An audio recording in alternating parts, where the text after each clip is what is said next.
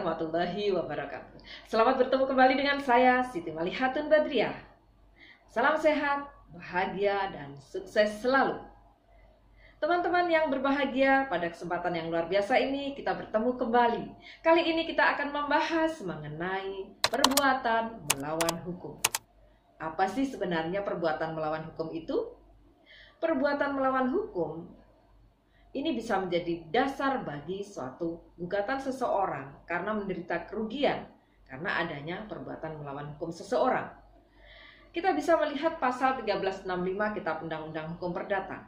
Di situ dikatakan bahwa setiap perbuatan melawan hukum yang karena salahnya menimbulkan kerugian kepada orang lain, maka mewajibkan orang yang menimbulkan kerugian tersebut untuk mengganti kerugian. Nah, dengan demikian, apabila melihat pasal 1365 Kitab Undang-Undang Hukum Perdata, maka untuk bisa mengajukan gugatan perbuatan melawan hukum, harus ada 4 syarat yang dipenuhi. Yang pertama, harus ada perbuatan melawan hukum. Jadi perbuatannya itu adalah perbuatan yang melawan hukum, baik positif maupun negatif. Atau negatif itu tidak melaksanakan, namun di sini menimbulkan kerugian pada orang lain.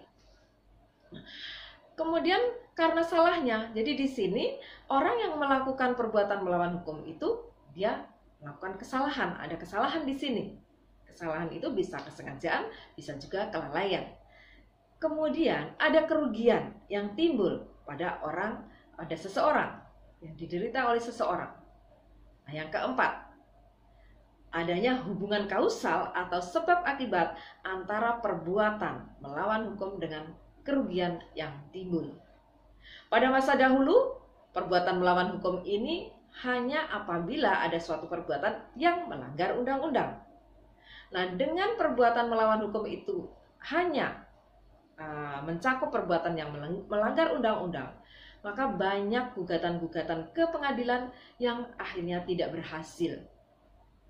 Karena apa? Karena banyak perbuatan-perbuatan yang menimbulkan kerugian pada orang lain yang tidak masuk di dalam undang-undang. Sehingga akibatnya gugatan-gugatan perbuatan melawan hukum berdasarkan perbuatan melawan hukum ini tidak berhasil. Kemudian pada tahun 1919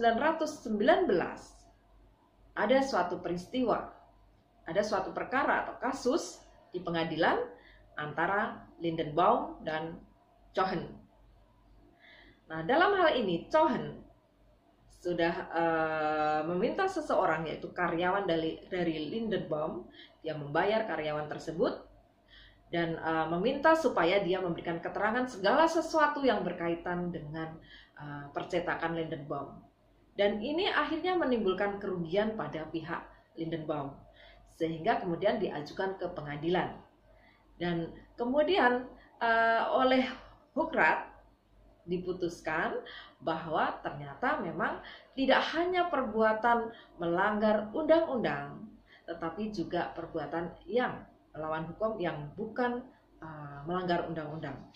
Nah, sehingga pada tahun 1919 ini dikatakan sebagai tonggak sejarah dari perbuatan melawan hukum.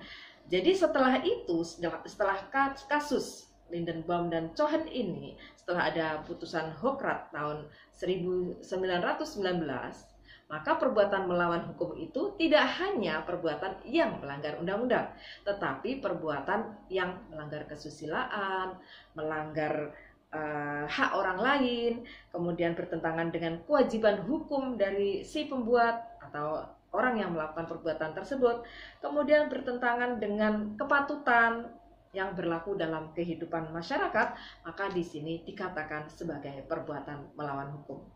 Jadi tidak lagi hanya perbuatan yang melanggar undang-undang, tetapi juga perbuatan yang berdasarkan kesusilaan, kepatutan, melanggar haknya orang lain. Nah, ini dianggap sebagai perbuatan melawan hukum. Nah, itulah kenapa pada tahun 1919 ini dikatakan sebagai tonggak sejarah dari suatu perbuatan melawan hukum. Adanya perbuatan melawan hukum. Karena di sini gugatan berdasarkan perbuatan melawan hukum tidak hanya bisa atau tidak hanya yang melanggar undang-undang, tetapi ada hal-hal lain yang bisa dikategorikan sebagai perbuatan melawan hukum. Demikian apa yang bisa saya sampaikan mengenai perbuatan melawan hukum, dan terima kasih atas perhatian teman-teman semuanya, para pemirsa semuanya, dan mohon maaf apabila ada kekurangan. Jangan lupa subscribe apabila belum subscribe, dan juga bunyikan loncengnya supaya selalu mendapatkan update video terbaru saya. Dan juga berikan like, komen, dan share supaya video ini bermanfaat untuk banyak orang. Terima kasih. Wassalamualaikum warahmatullahi wabarakatuh.